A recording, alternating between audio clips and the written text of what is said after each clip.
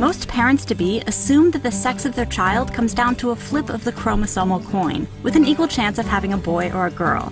But in reality, the odds aren't even. For every 100 girls born, the world gains about 106 baby boys. Currently, that skewed sex ratio comes out to roughly 10 million more baby boys than girls born worldwide each year. There are some countries where human meddling stacks the odds even higher in favor of boys, but that doesn't explain the fixed odds everywhere else. The intrinsic boy-girl ratio is rigged by Mother Nature. In fact, it's even more rigged than birth rates show. Human conception results in about 150 male zygotes for every 100 females. But there's a rather tragic reason for this big biological boy bias early on. Male fetuses are much more likely to be miscarried or stillborn than female fetuses. And boys that do make it out of the womb suffer more fatal diseases, take more mortal risks, and fall prey to more violence than girls. So by the time kids grow up and reach baby-making age, the ratio of males to females is just about 1:1.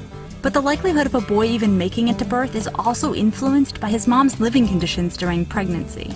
For example, when a massive famine struck China in the 1960s, the relative likelihood of having a son suddenly dropped, until the famine ended.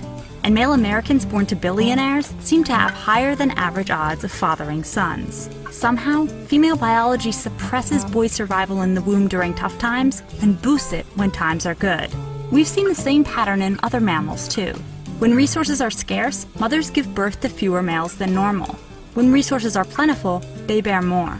The best explanation we have for this has to do with sex, the other kind. In biological terms, the whole goal of copulation is to reproduce, to pass down your genes to someone who will someday pass them on again. Female offspring are almost guaranteed to reproduce, famine or no famine, because male mammals are pretty much always willing to mate. Males, on the other hand, have to compete for mating privileges. A well-nurtured hunk has a good chance of mating with lots of females, while a male weakened by famine might not score at all.